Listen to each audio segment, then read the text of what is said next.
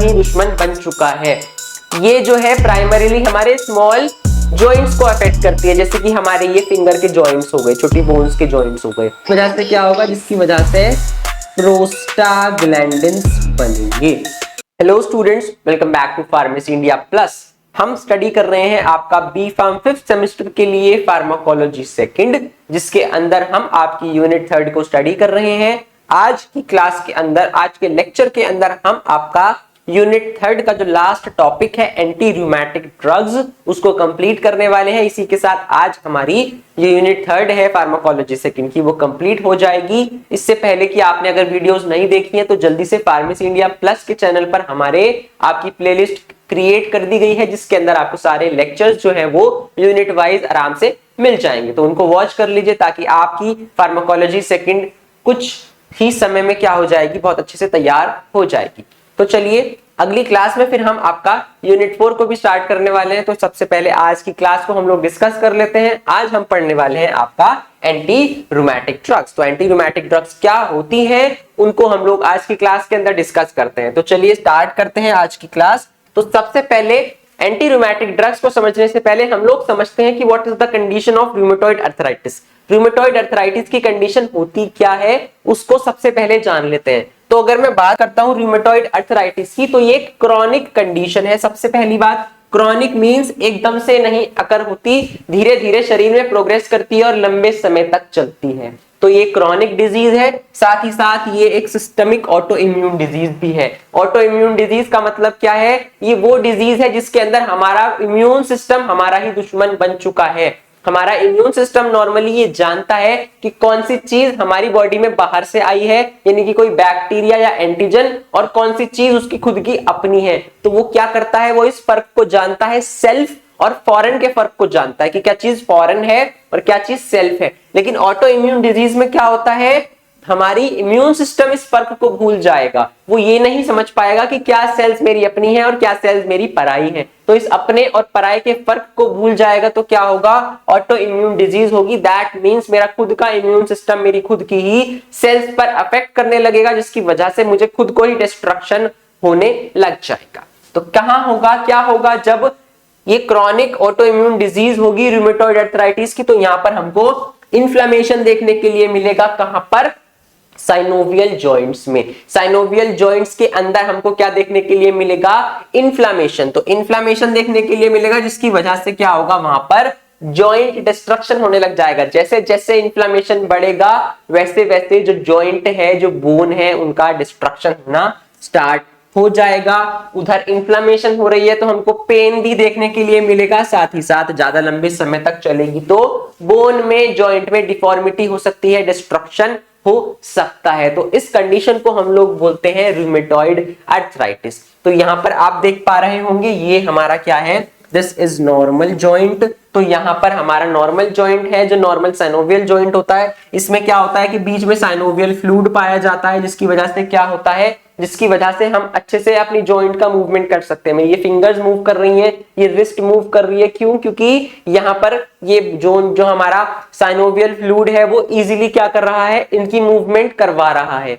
लेकिन जब यहां पर ऑटो इम्यून डिजीज होगी तो ये कुछ ऐसा हो जाएगा, सिनेरियो कुछ ऐसा हो जाएगा। दैट मींस हमको साइनोवियल जॉइंट के अंदर स्वेलिंग देखने के लिए मिलेगी, पेन देखने के लिए मिलेगा, कुछ इंफ्लेमेटरी सेल्स इधर आ जाएंगी, जैसे कि T lymphocytes, B lymphocytes, macrophages, ये सब इधर आकर क्या करेंगे, इन्फ्लेमेशन को बढ़ाएंगे। इन्फ्लेमेशन बढ़ेगा तो क्या होगा, पेन बढ़ेगा, रेडनेस बढ़ेगी, स्वेलिंग बढ़ेगी। इसकी वजह से क्या होगा, लंबे समय तक ये अगर क्रॉनिक इन्फ्लेमेशन बन जाएगी तो क्या होगा, फिर धीरे धीरे इधर जॉइंट धीरे धीरे डिस्ट्रॉय होने लगेगा। यहां पर क्या होगा, फाइब्रस टिश्यू बनने लग जाएगा, फाइब्रोब्लास्ट बनने लग जाएंगे। तो क्या होगा, एक टाइम बाद ये जॉइंट मूव भी नहीं कर पाएगा, बिल्कुल स्टिफ हो जाएगा। तो ऐसी कंडीशन क्या है, ऐसी कंडीशन हमारी रूमेटॉइड अर्थराइटिस की कंडीशन है। क्यों हो रही है, क्योंकि ये एक ऑटो इम्यून डिजीज है, हमारा इम्यून सिस्टम ही दुश्मन बन चुका है। ये जो है प्राइमरीली हमारे स्मॉल जॉइंट्स को अफेक्ट करती है, जैसे कि हमारे ये फिंगर के जॉइंट्स हो गए, छोटी बोन्स के जॉइंट्स हो गए, या रिस्ट का जॉइंट हो गया। इन स्मॉल जॉइंट्स को ज्यादा अफेक्ट करती है हमारी रूमेटॉइड अर्थराइटिस की कंडीशन। साथ ही साथ अगर ये और ज्यादा क्रोनिक चले तो हमारे दूसरे ऑर्गन्स को भी अफेक्ट कर सकते हैं, जैसे कि आईज हो गई, लंग्स हो गया, ब्लड वेसल्स हो गई या स्किन हो गई, इनको भी क्या कर सकती है, अफेक्ट कर सकती है।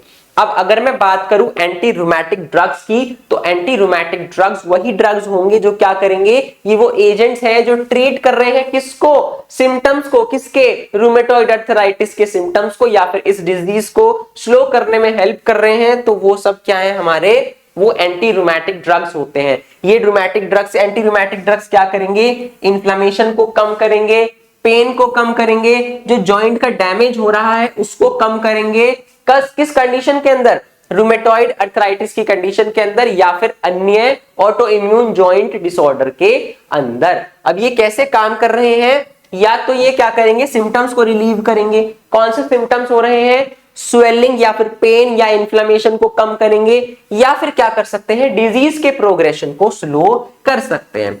दैट मीन्स अगर रूमेटॉइड अर्थराइटिस लंबे समय तक, कुछ ही समय में ज्यादा डेवलप हो रहा है, उस प्रोग्रेशन को, उस डिजीज प्रोग्रेशन को स्लो कर सकते हैं, पूरी तरह से सही नहीं कर सकते। क्यों, क्योंकि ये एक ऑटो इम्यून डिसऑर्डर है। ऑटो इम्यून डिसऑर्डर को मैनेज करना थोड़ा सा मुश्किल है। क्यों, क्योंकि इसमें क्या है, हमारी खुद की ही बॉडी के इम्यून सेल्स हमारे दुश्मन बन गए हैं, अपने ही दुश्मन बन गए हैं, तो किससे लड़े। तो यहां पर क्या है, इधर ये इस डिजीज प्रोग्रेशन को स्लो कर सकते हैं लेकिन पूरी तरह से ट्रीट नहीं कर सकते। तो ये जो हमारे ड्रग्स हैं जो सिम्टम्स को ट्रीट कर रहे हैं, डिजीज प्रोग्रेशन को स्लो कर रहे हैं, वो हमारे क्या हैं, these are the anti rheumatic drugs. चलिए जल्दी से इसकी थोड़ी सी पैथोफिजियोलॉजी समझ लेते हैं कि क्या क्या काम इसके अंदर होता है। चलिए आगे चलते हैं।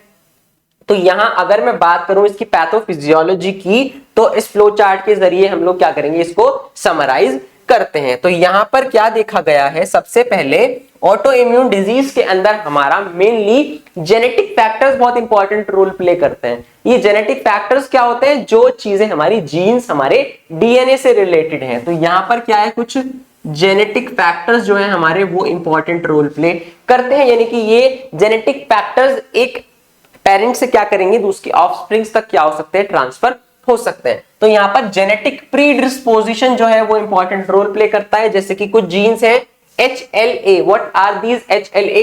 These are the human linked antigens. Human linked antigens. तो ये human linked antigens क्या है, ये एक पर्सन से दूसरे पर्सन में ट्रांसफर हो सकते हैं और कभी कभी ये क्या कर सकते हैं, डिजीज को कॉज कर सकते हैं। तो ये उन डिजीज कॉजिंग जीन्स को कैरी कर कर एक पर्सन से दूसरे पर्सन में ले जा सकते हैं। तो HLA कौन कौन से, DR4 और DR1 जो है, HLA,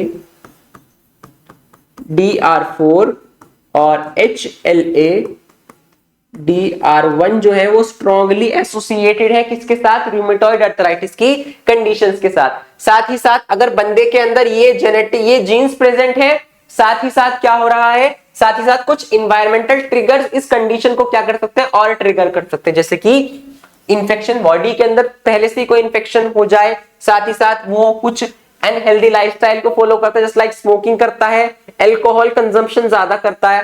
तो ये सब भी क्या है, ये सब भी इस कंडीशन को ट्रिगर कर सकती हैं। इसके बाद क्या होगा, ये हमारा ऑटो इम्यून एक्टिवेशन कर सकती है। तो अब क्या होगा, हमारे पास ऐसे जीन्स भी हैं जो इसको कर सकते हैं, कुछ इन्वायरमेंटल ट्रिगर्स भी आ गए, उन्होंने क्या कर दिया, हमारी बॉडी के अंदर ऑटो इम्यून एक्टिवेशन कर दिया। इस ऑटो इम्यून एक्टिवेशन से क्या होगा, loss of self tolerance. That means अब मेरा इम्यून सिस्टम भूल जाएगा कि क्या सेल्स मेरी अपनी है और क्या सेल्स मेरी पराई है। तो क्या करेगा, वो अपनी ही सेल्स को अटैक करने लग जाएगा। इसकी वजह से क्या होगा, टी सेल्स और बी सेल्स एक्टिवेट हो जाएंगी। कहां पर एक्टिवेट होंगी, हमारे साइनोवियम में। व्हाट इज साइनोवियम, दैट मींस ये साइनोवियल जॉइंट के बीच की जो स्पेस है, यहां पर क्या होगा, इधर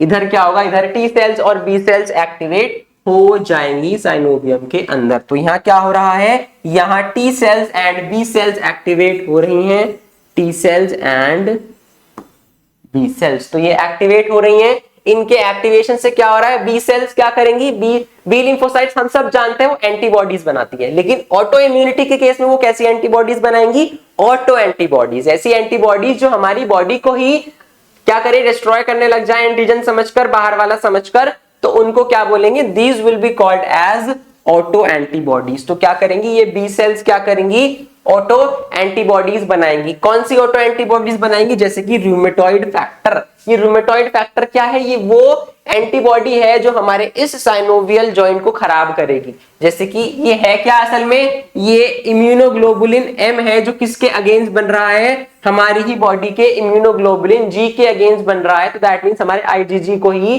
खत्म करने लग जाएंगी। तो यहां पर क्या हो रहा है, इधर टी सेल्स और बी सेल्स एक्टिवेट हो गई।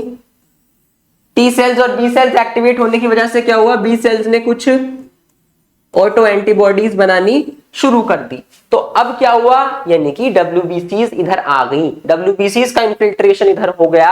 इसकी वजह से क्या होगा, इसकी वजह से इन्फ्लामेशन यहां पर कॉज हो जाएगा। अब जैसे ही यहां पर इन्फ्लामेशन कॉज हुआ जॉइंट के अंदर, अब क्या होगा, अब हमारा इन्फ्लामेटरी साइटोकाइंस रिलीज होंगे, जैसे कि हमारा TNF अल्फा और इसके अलावा इंटरल्यूकिन 1, इंटरल्यूकिन 6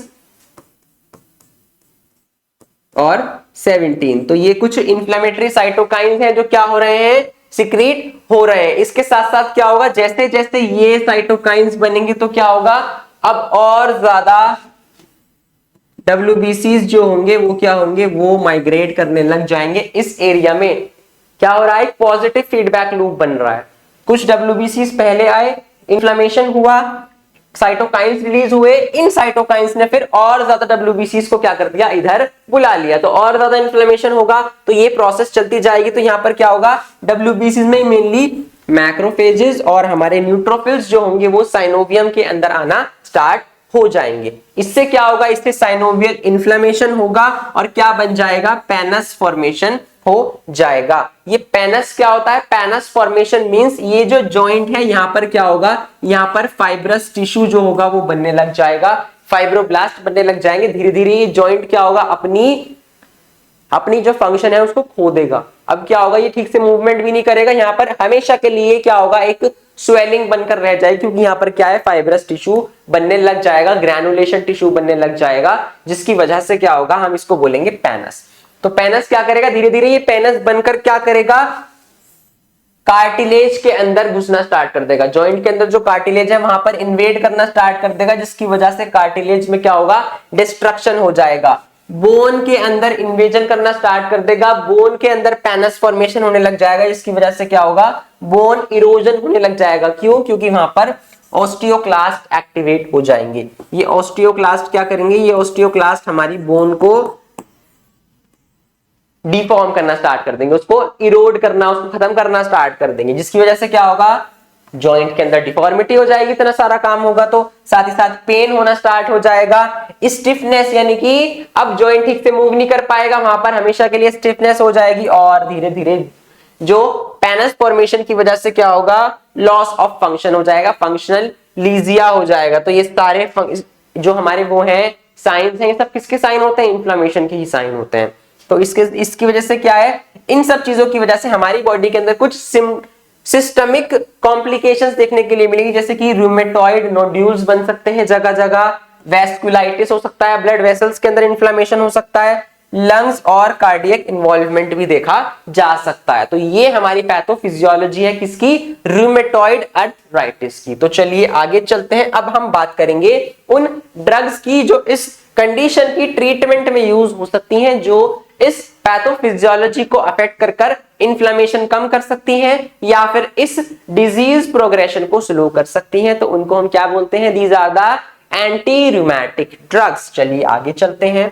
तो सबसे पहले एंटी रूमेटिक ड्रग्स की क्लासिफिकेशन देख लेते हैं कि कौन कौन सी ड्रग्स हम लोग अपनी एंटी रूमेटिक ड्रग्स के अंदर यूज कर सकते हैं। तो सबसे पहली हमारी क्या आती है, बिकॉज ये कंडीशन इंफ्लेमेटरी कंडीशन है, ऑटो इम्यून है, इन्फ्लेमेशन है। तो सबसे पहले कौन सी ड्रग्स आएंगी, non steroidal anti inflammatory drugs इधर मेजर रोल प्ले करेंगी, क्योंकि non steroidal anti inflammatory drugs क्या करती हैं, इन्फ्लेमेशन को कम करती हैं, पेन को कम करती हैं। तो यहां पर ये यूज हो सकती है। पहली क्लास हमारी non steroidal anti inflammatory drugs की है, जैसे कि एस्पिरिन, आइबुप्रोफेन, इंडोमिथैक्सिन, डाइक्लोफिनेक, नेप्रोक्सेन। तो ये हमारी यूज हो सकती है।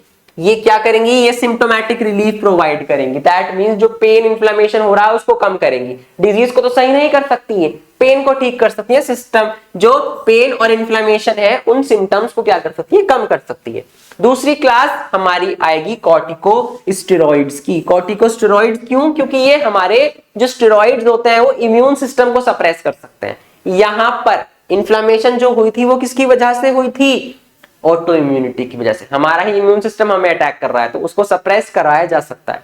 किसकी हेल्प से, with the help of corticosteroids. तो यहाँ पर कौन कौन से यूज हो सकते हैं, प्रेडनिसोलोन हो सकता है, डेक्सामिथासोन हो सकता है, मिथाइल प्रेडनिसोलोन हो सकता है। तो ये सब क्या करेंगे, एंटी इंफ्लेमेटरी और इम्यूनोसप्रेसिव एक्शन शो करते हैं। भाई इम्यून सिस्टम को सप्रेस कर देंगे तो इन्फ्लेमेशन तो खुद ब खुद कम हो जाएगा। तो इम्यूनोसप्रेसिव और एंटी इंफ्लेमेटरी एक्शन शो करते हैं, बल्कि ये तो पोटेंट भी हैं। क्यों, क्योंकि ये जिसकी वजह से इन्फ्लेमेशन हो रहा है उसी को सप्रेस कर रहे हैं, उसी को ही सुला दे रहे हैं। तो यहाँ पर क्या हो रहा है, यहाँ पर ये भी हमारा एंटी इंफ्लेमेटरी रोल साथ ही साथ इम्यूनोसप्रेसिव रोल को प्ले करेंगे।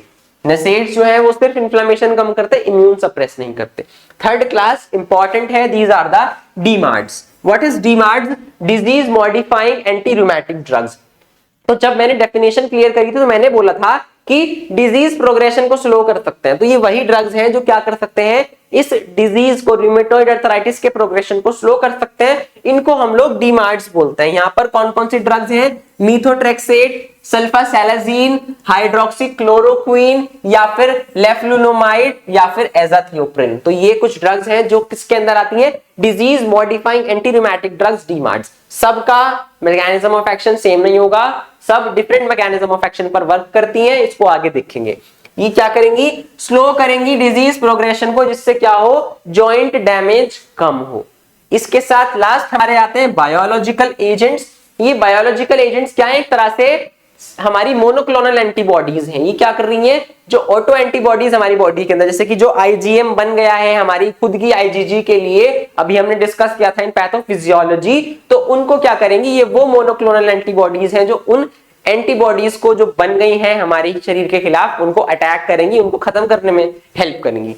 तो यहां पर क्या आएंगी, एटानिसरेप्ट या फिर इन्फ्लिक्सिमैब, एडालिनुमैब, टिक्लिजुमैब या फिर रिटुक्सिमैब। तो यहाँ पर ये ड्रग्स जो है, this will act as a biological agency. क्या करती हैं, इन्फ्लेमेटरी साइटोकाइंस या फिर इम्यून सेल्स या फिर एंटीबॉडीज को टारगेट करेंगी, जिससे क्या हो, ये भी हमारा डिजीज प्रोग्रेशन को स्लो कर सकती हैं। तो ये एडवांस एजेंट्स हैं जो क्या कर रहे हैं, एक तरह से बायोटेक्नोलॉजिकल प्रिंसिपल्स पर काम कर रहे हैं कि ये उन साइटोकाइंस, उन इम्यून सेल्स को ही क्या करेंगे, अटैक करेंगे कि भाई तुम मत करो अटैक हमारे खुद की बॉडी के सेल्स पर। तो ये चार क्लास हमारी एंटी रूमेटिक ड्रग्स के अंदर आती हैं। Non steroidal anti inflammatory drugs, दूसरी हमारी कॉर्टिकोस्टेरॉइड्स, तीसरी हमारी कौन सी होती है, DMARDs, disease modifying anti rheumatic drugs, और चौथी हमारी हो जाएंगी बायोलॉजिकल एजेंट्स। तो चलिए इनको डिस्कस करते हैं आगे चलकर। सबसे पहले हम लोग non steroidal anti inflammatory drugs की बात करते हैं। तो non steroidal anti inflammatory drugs क्या कर रहे हैं, सिम्टोमैटिक रिलीफ प्रोवाइड कर रहे हैं। तो क्या कह रहे हैं ये हमें, सिम्टोमैटिक रिलीफ। किस सिम्टम से रिलीफ दे रहे हैं, कौन से हैं वो सिम्टम्स, जस्ट लाइक पेन हो गया या फिर इन्फ्लेमेशन हो गई। तो इन सिम्टम्स को क्या कर रहे हैं, इन सिम्टम्स को कम करने में हेल्प कर रहे हैं।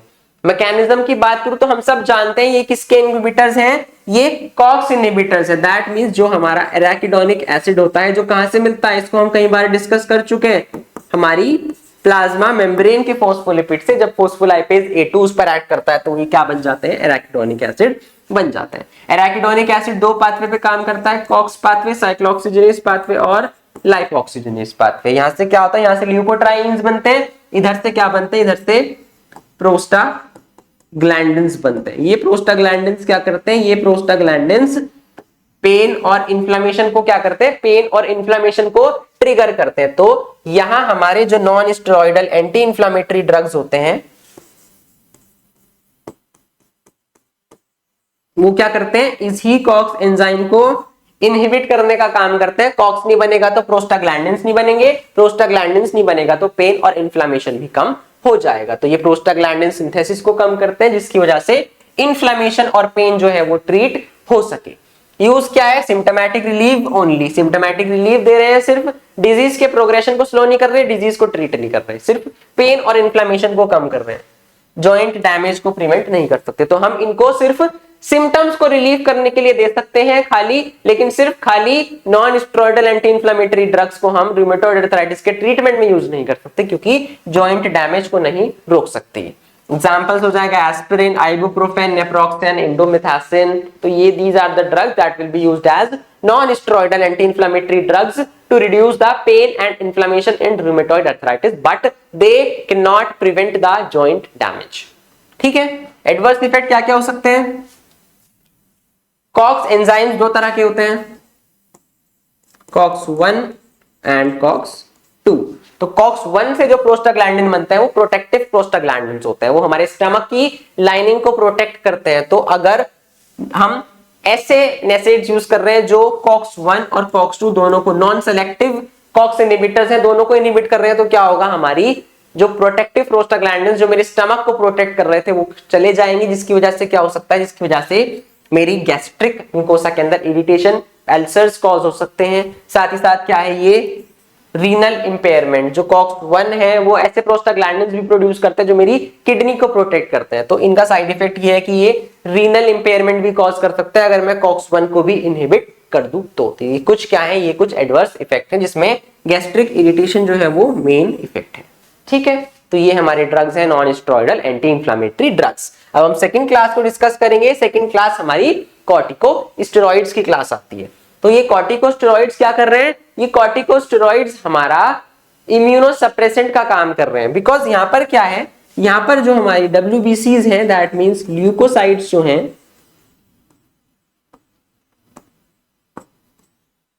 ये ल्यूकोसाइट्स पर्टिकुलरली कौन सी, न्यूट्रोफिल्स या फिर मैक्रोफेजेस या फिर T एंड B लिम्फोसाइट्स, तो ये सब क्या करती हैं, ये सब इन्फ्लेमेशन कॉज कर रही है।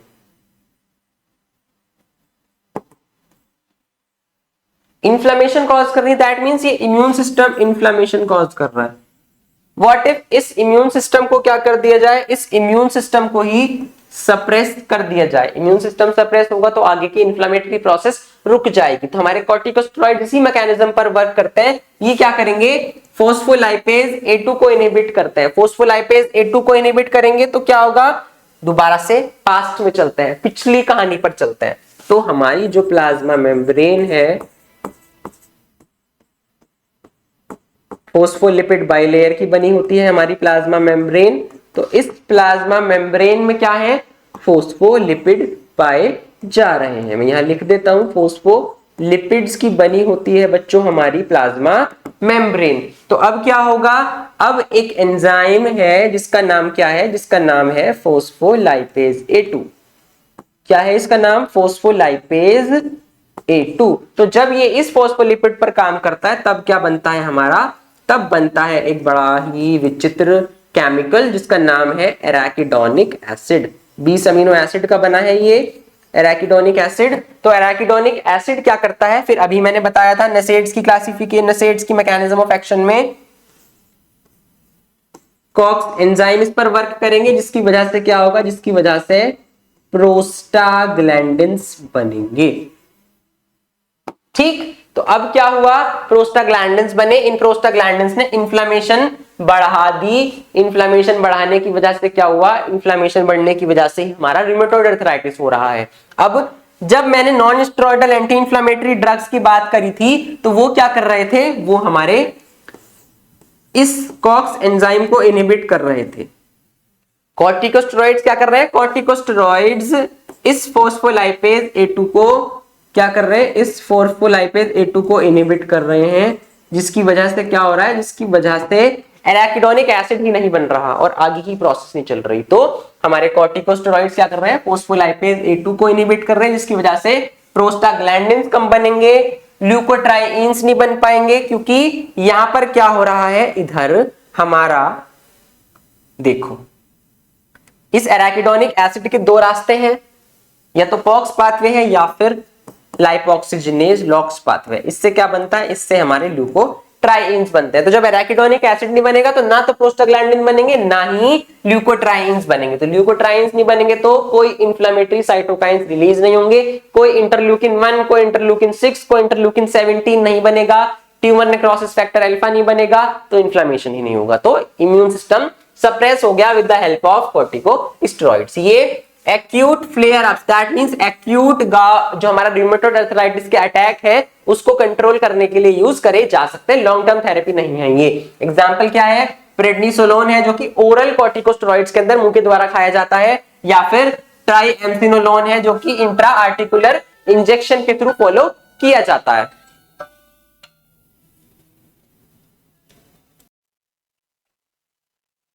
एग्जाम्पल्स क्या हो जाएंगे इसके?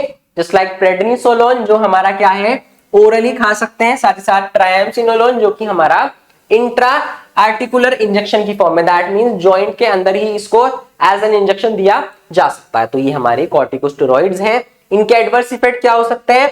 कुशिंगॉइड फीचर, इनकी कुशिंग सिंड्रोम जैसे फीचर्स हो सकते हैं, बॉडी के अंदर स्वेलिंग हो सकती है, साथ ही साथ इम्यून सप्रेशन देखने के लिए मिल सकता है, बोन डैमेज हो सकती है, ऑस्टियोपोरोसिस देखने के लिए मिल सकता है as adverse effect, blood sugar बढ़ सकती है, हाइपरग्लाइसीमिया हो सकता है, या फिर ब्लड प्रेशर बढ़ सकता है, हाइपरटेंशन भी कॉज हो सकती है। तो these are the corticosteroids. Next important class पर चलते हैं जो है हमारी DMARDs, disease modifying anti rheumatic drugs. तो ये disease modifying anti rheumatic drugs की खास बात क्या है कि ये ड्रग्स क्या कर रही हैं?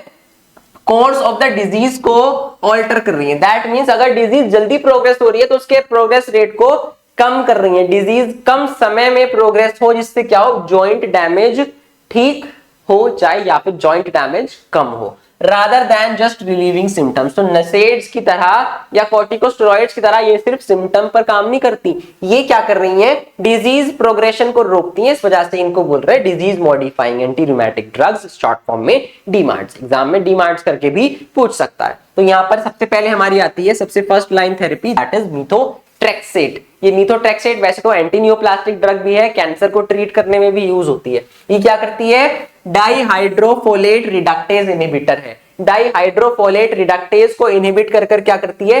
डीएनए सिंथेसिस नहीं कर सकती। तो यहां पर क्या है? जो जीन जैसे कि human linked antigen DR1 DR4 जो रूमेटॉइड अर्थराइटिस कॉज कर रहे थे वो रेप्लिकेट नहीं होंगे, उनका जो क्या है, उनका जो सिंथेसिस है, उनका डीएनए सिंथेसिस वो इनहिबिट हो जाएगा, जिसकी वजह से क्या होगा? जिसकी वजह से आगे डिजीज प्रोग्रेस नहीं करेगी। तो ये क्या है? ये फर्स्ट लाइन डीमार्ड है, यानी कि इसको सबसे पहले यूज कर सकते हैं। अगर हम डीमार्ड की बात करें तो disease modifying anti rheumatic drug, ये क्या है? वीकली डोजिंग, यानी कि हफ्ते में इसकी डोजिंग दी जाती है, रोज नहीं खा सकते इसको, बिकॉज इसको हम कैंसर के लिए यूज नहीं कर रहे, इसको हम रूमेटॉइड अर्थराइटिस के लिए यूज कर रहे हैं, तो इसकी वीकली डोजिंग दी जाती है। सेकंड हमारी आती है सल्फासेलेजीन। तो सल्फासेलेजीन क्या करती है? ये एक एंटी इंफ्लेमेटरी और इम्यूनोमॉड्यूलेटरी ड्रग है, इम्यूनोसप्रेशन कर सकती है, जो कि हमारा रूमेटॉइड अर्थराइटिस की ऑटो इम्यूनिटी को कम करने में मदद कर सकती है।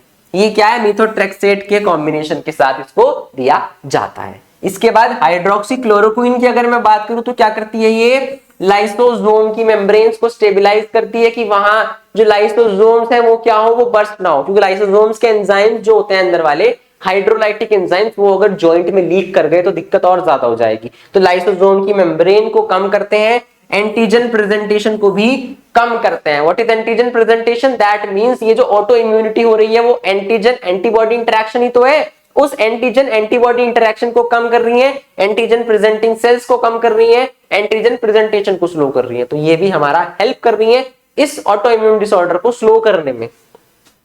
माइल्ड रूमेटॉइड अर्थराइटिस के अंदर इसको हम यूज कर सकते हैं और ये प्रेगनेंसी में सेफ है, ये कॉन्ट्राइंडिकेटेड नहीं है, तो इसको हल्के रूमेटॉइड अर्थराइटिस की केस में इसको हम यूज कर सकते हैं। नेक्स्ट हमारी आती है लेफ्लुनोमाइड। ये क्या करती है? ये पायरिमिडीन सिंथेसिस को स्लो करती है। पायरिमिडीन्स कौन कौन से होंगे? हमारे साइटोसिन, यूरेसिल, थाइमीन, इनके बनने को स्लो करेगी। और यही नहीं बनेंगे तो क्या होगा? डीएनए सिंथेसिस नहीं होगा, डीएनए सिंथेसिस रुक जाएगा तो क्या होगा? लिम्फोसाइट्स नहीं बनेंगे आगे जाके। जो बी और टी सेल्स इतना ज्यादा क्या कर रहे थे? इन्फ्लेमेशन को बढ़ा रहे थे, वो नहीं बनेंगे। तो उनका क्यों नहीं बनेंगे? क्योंकि उनके लिए डीएनए ही तैयार नहीं हो पा रहा। क्यों नहीं हो पा रहा? क्योंकि डीएनए को प्यूरिन और पायरिमिडीन चाहिए, तो पायरिमिडीन की सिंथेसिस को रोक देगा लेफ्टिलुनोमाइड, जिसकी वजह से क्या होगा? लिम्फोसाइट प्रोलिफरेशन, उनका डिवीजन नहीं होगा। इससे भी क्या होगा? इससे हम लोग इन्फ्लेमेशन को रोक सकते हैं।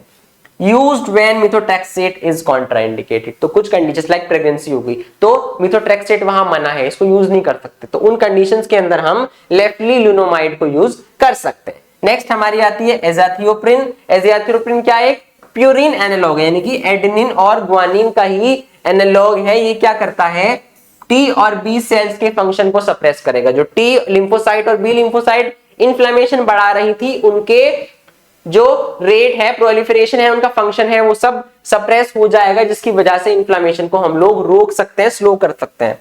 ये बहुत ज्यादा सीवियर और ऐसे केस के अंदर कि जो दोबारा से आ गया केस, दोबारा से रूमेटॉइड आर्थराइटिस का अटैक और ज्यादा सीवियर हो गया, उस केस के अंदर, उस रिफ्रैक्टरी रीबाउंड कंडीशन के अंदर इसको हम लोग यूज कर सकते हैं।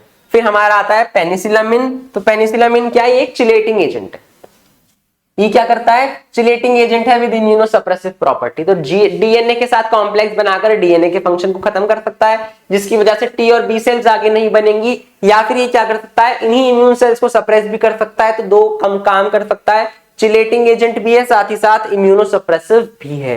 तो ये क्या कर सकता है? रेयरली यूज्ड होगा। क्यों? क्योंकि इसकी टॉक्सिसिटी ज्यादा होती है, इसकी थेरेप्यूटिक विंडो बहुत शॉर्ट है और टॉक्सिसिटी के लेवल बहुत ज्यादा है। तो यहां पर क्या है? इस वजह से हम इसको कम यूज करते हैं। तो फर्स्ट लाइन थेरेपी हमारा मीथोट्रेक्सेट है, जिसके साथ हम सल्फासेलाजिन को भी यूज करते हैं। और अगर ये हमारा कॉन्ट्राइंडिकेटेड है मीथोट्रेक्सेट, तो हम लोग लेफ्टिलुनोमाइड को भी क्या करते हैं? यूज करते हैं। तो ये थी हमारी कुछ disease modifying anti rheumatic drugs, जो कि क्या कर रही हैं? डिजीज के प्रोग्रेशन को अल्टर कर रही है, उसको स्लो कर रही है। सिर्फ ये सिम्टम्स को ठीक नहीं कर रही, बल्कि ये सिम्टम्स को ठीक कर ही नहीं रही। उसके लिए हमको non steroidal anti inflammatory drugs consume करने पड़ेंगे। चलिए आगे चलते हैं।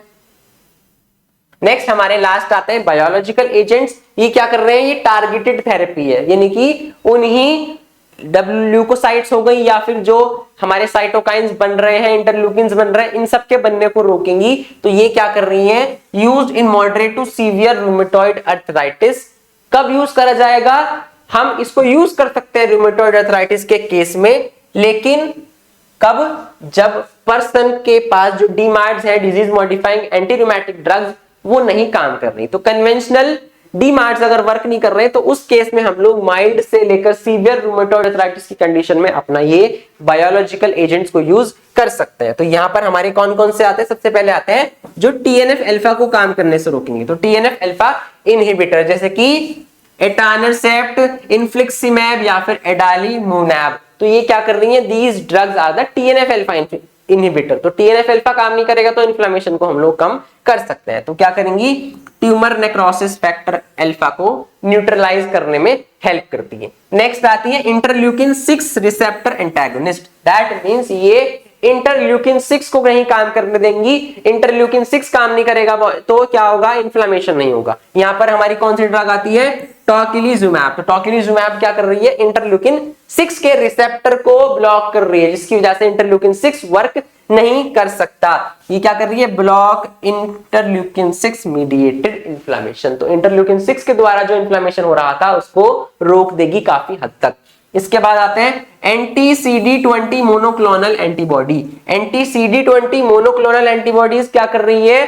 जो ऑटो एंटीबॉडीज हमारे शरीर के अंदर बन रही थी, यानी कि जो ऐसी एंटीबॉडीज जो मेरे शरीर, जो मेरी जो जॉइंट्स हैं बोन्स के, उसको डिस्ट्रॉय कर रही थी, वो एंटीबॉडी किसने बनाई होंगी? बी सेल्स ने। तो उन बी सेल्स को क्या कर देंगी?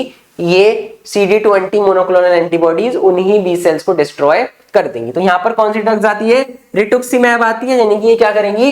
Destroy B cells producing auto antibodies. तो जो बी सेल्स ऑटो एंटीबॉडीज को बना रही थी, उन्हीं बी सेल्स को डिस्ट्रॉय कर दिया जाएगा इनके द्वारा। नेक्स्ट है टी सेल को स्टिमुलेशन ब्लॉकर। तो टी सेल को स्टिमुलेशन ब्लॉकर में हमारी कौन सी ड्रग आती है? एक ही ड्रग आ रही है, एबाटासेप्ट। तो एबाटासेप्ट क्या कर रही है?